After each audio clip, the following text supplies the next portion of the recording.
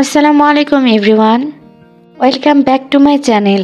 শীতের সকালে যদি থাকে গরম গরম ঝাল চিতই পিঠা, তাহলে সকালের নাস্তাটা জমে যাবে। আজ শেয়ার করব শুকনো চালের গুঁড়া দিয়ে গ্যাসের চুলায় পারফেক্ট ফুলকো ঝাল চিতই পিঠা। চলুন রান্নাটি শুরু করা যাক।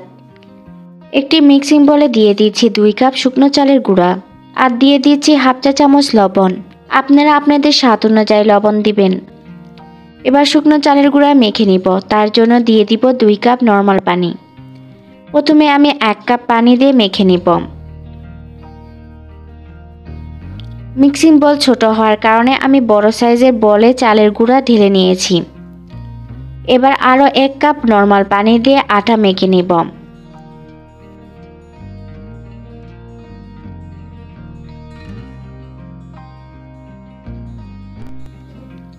আমার আটা মাখানো হয়ে গিয়েছে।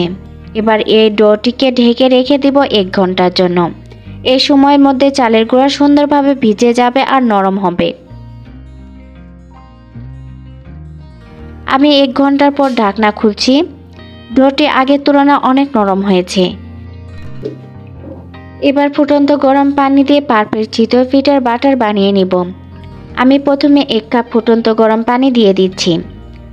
পানি দিয়ে নেড়েচেড়ে ব্যাটার তৈরি করে নিব। শুকনো চালের গুঁড়া দিয়ে পিঠা বানানোর ক্ষেত্রে প্রথমে যদি ঠান্ডা পানি দিয়ে ডো বানিয়ে নিলে পরে ফুটন্ত গরম পানি দিতে হবে। এতে পিঠা অনেক নরম আর ফুলকো হবে। আমি আরও একটু পানি দিয়ে দিচ্ছি।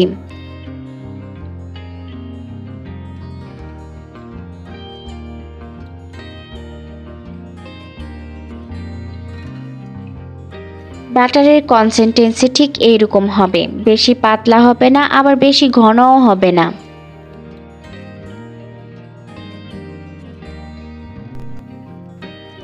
এখন আমি অন্য একটি বলের মধ্যে ব্যাটার তুলে নিব, কারণ আমি একটিতে হলুদ গুঁড়া দিব।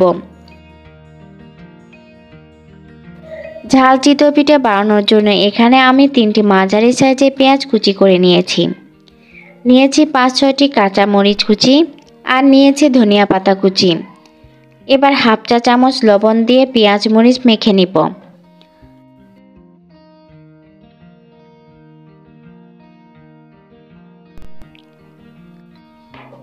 লবণ দিয়ে মাখা পেঁয়াজ মরিচ অর্ধেকটা চিতই পিঠার ব্যাটারে দিয়ে দিব। হলুদ কালারের জন্য দিয়ে দিচ্ছি হাফ চা চামচ হলুদ গুঁড়া। হলুদ গুঁড়া দেওয়ার পর ভালো করে মিশিয়ে নিব। এবার বাকি পেঁয়াজ মরিচ অন্য আরেকটি ব্যাটারে দিয়ে দিব আর ভালো করে মিশিয়ে নিব।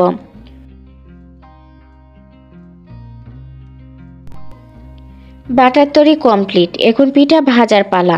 তার জন্য চুলাতে চিতই পিঠার শাঁস তুলে দিয়েছি।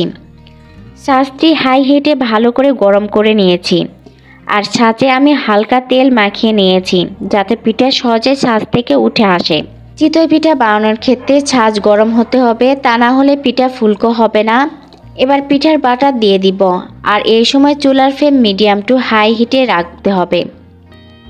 এর চেয়ে কম বা বেশি ফ্লেমে রাখা যাবে না। ঢাকনা দিয়ে 2 মিনিটের মতো অপেক্ষা করব। 2 মিনিট পর ঢাকনা খুলছি। দেখুন পিঠা ফুলে উঠেছে। এখন একটি নাইফের সাহায্যে পিঠা উঠিয়ে নিব। পিঠার শাঁস সঠিকভাবে গরম হলে পিঠা খুব সহজে উঠে আসবে আর নিচে লেগে যাবে না। সব পিঠা উঠিয়ে নিয়েছি। এবার হলুদ গুঁড়া ছাড়া ব্যাটারটি আবার শাঁসে দিয়ে দিব। প্রতিবার পিঠা তুলে নেওয়ার পর আমি ভিজা কাপড় দিয়ে ছাঁচ মুছে নিচ্ছি। এতে পিঠা নিচে পুড়ে যাবে না। আবার ঢাকনা দিয়ে 2 মিনিট অপেক্ষা করব। পরের ব্যাচ পিঠা ভাজা হয়ে গিয়েছে। এবার উঠিয়ে নিব। দেখুন পিঠা নিচে অনেকটা ছিদ্র হয়েছে।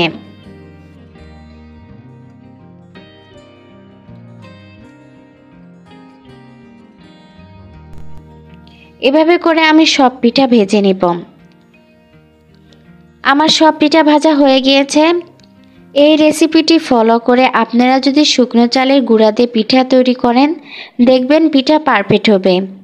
আমি একটি পিঠা ভেঙে দেখাচ্ছি কতটা ফুলকো হয়েছে আর কতটা ছিদ্রযুক্ত হয়েছে। আজ এই পর্যন্ত বিদায় নিচ্ছি। আশা করছি আজকের রেসিপিটি আপনাদের ভালো লেগেছে। আর ভালো লাগলে অবশ্যই কমেন্ট করে জানাবেন আর আমার চ্যানেলটি সাবস্ক্রাইব করে দিবেন। আপনারা সবাই ভালো থাকবেন। আল্লাহ হাফেজ।